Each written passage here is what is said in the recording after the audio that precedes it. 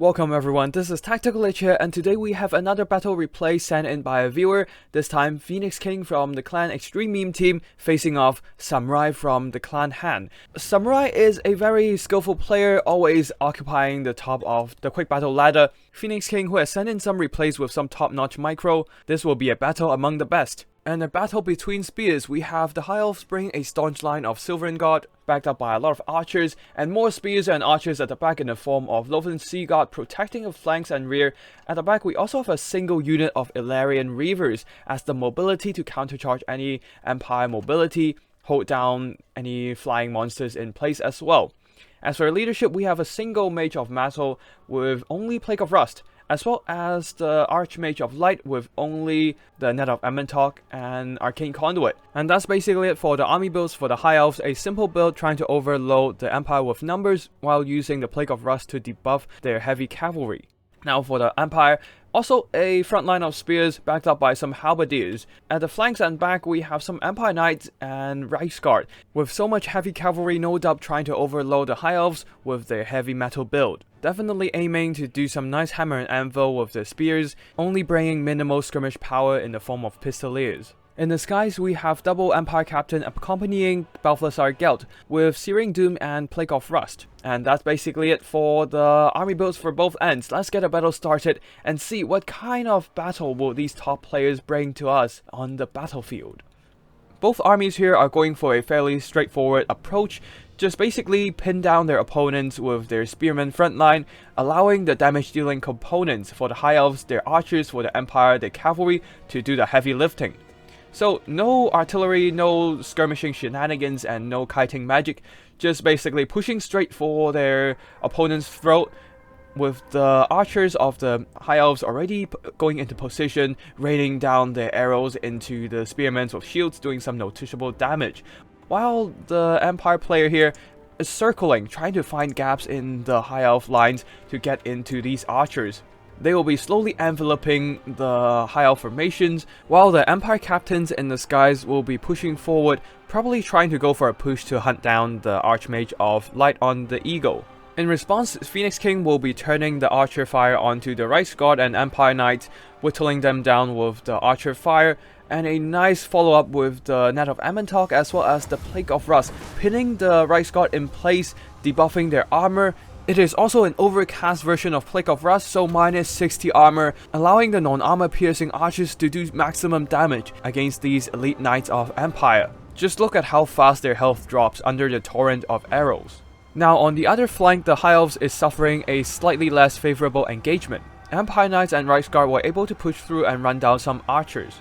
However, being pinned down by the Illyrian Reavers and being cross-fired by a bunch of Lothern Sea Guard, the Empires are shattered, while the Reichsguard already taking some significant damage from the spears, the Lothern Sea Guard, and simply fail to make any more progress. In the middle, Balthasar Gelt, realizing the Metal Mage was alone, challenged her to mortal combat to decide who is the best metal caster, but seems like the Metal Mage was not interested and simply ran away. In frustration, Balthasar Gelt dropped an overcast Searing Doom here, catching a bunch of archers and Lothern Sea Guard who failed to move away in time. And now with some of the halberdiers pushing through and catching some of the archers, the Reichsguard will be running down the other archers, trying to silence them before they can do too much damage to the Empire army. Even pistoliers are being moved into combat, trying to run over the archers, but archers with the martial prowess going on, giving them a significant defense buff, 26 melee defense, they are actually holding alright against the rather low melee attack of the halberdiers and the pistoliers, buying time for the Lothern Sea Guard, who are encircling the archers, providing some brutal crossfire to obliterate the lightly armored state troops. Reichsguard trying to bog down the Lothern Sea Guard, but Lothern Sea Guard as a hybrid infantry between bows and spears, they are able to hold their own in melee combat, especially against the cavalry, dragging the armor-cladded riders into the dirt with their anti-large attacks. Another Searing Doom goes down in the back line, Lothern Sea Guard eating some magic damage, but that is fine for them as they still have a lot of models left. A Plague of Rust from Balthasar Gelt is actually on these Lothern Sea Guard right now, lowering their armor, probably allowing the Empire Knights to do some more effective damage. At the back, halberdiers pushing for the back lines, driving away some of the archers, and now pushing straight for the Lothern Sea Guard, who should probably be sacrificing their lives, holding these halberdiers in line so that the Lothland Sea God and the archers can crossfire into the fray. As for the front line, after a prolonged melee grind, finally the High Elves have emerged victorious. The frontline spears of the Empire are no match for these heavy armored elite defenders of Ulthuan. The Silverin Guard, who are still mostly intact, are moving to other parts of the battlefield and reinforce their archers. At the backline, some of the Lothland Sea Guard are pressured by the pursuing halberdiers. While halberdiers would win a fight against the Sea God fair and square, the Lothland Sea God are refusing to engage in hand-to-hand combat, fleeing from battle, dragging the halberdiers out of position, and in the process, any archer fire will do some significant damage to the halberdiers due to the lack of shields and armor. Pistoliers trying to run down some of the archers are now right in the middle of multiple Lothland Sea God crossfire and will be quickly routed as the Silverin Guard catches them in melee.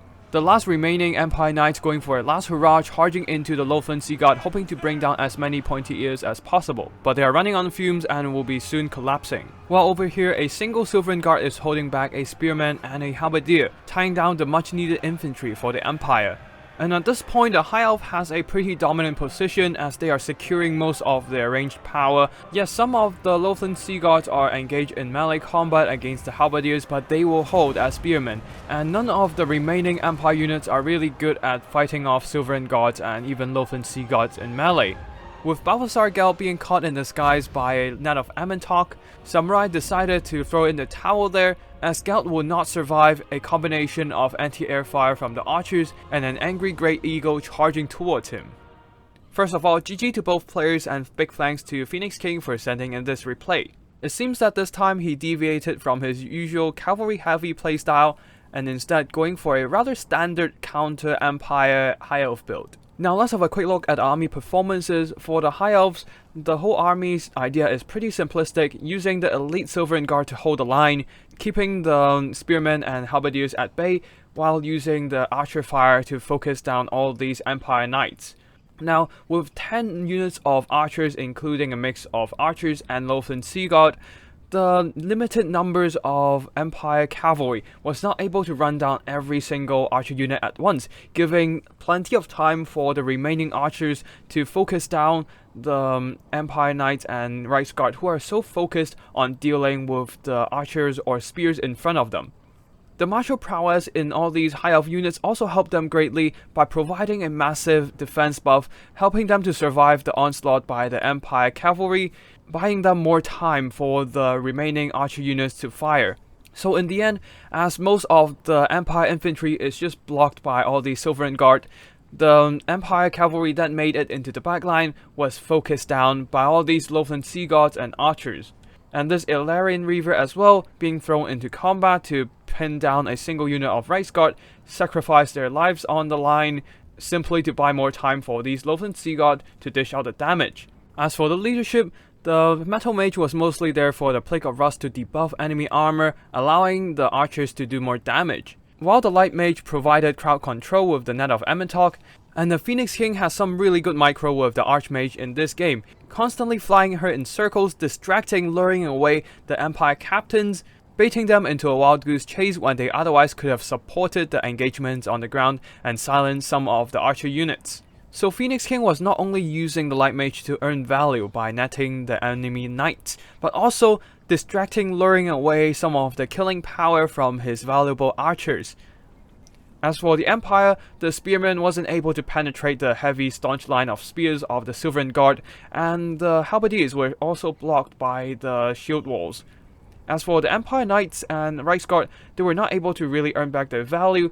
The martial prowess on these units of archers and Lothland Sea God was able to mitigate a lot of their charge damage, and especially when they entered into prolonged combat, their attack stats was not able to penetrate the buffed up melee defenses of the missile troops of the High Elves. Balthasar Gelt got some really nice Searing Doom into the fray, but just not enough to really earn back the value or carry the game. Empire Captains, I've already covered them when I talked about High Elf Army, and the Pistoliers. Not exactly a good choice against the High Elves, I don't think, as they are basically countered by every single missile unit on the High Elf end.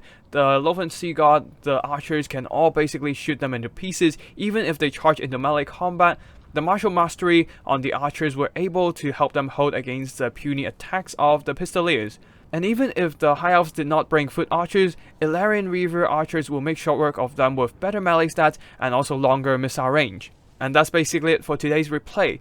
Remember to hit the like and subscribe down below to get notified every time I upload a new video. They will be ranging from battle replays like this one, wild army builds, and also tips and strategies for Total War Warhammer 2 online multiplayer.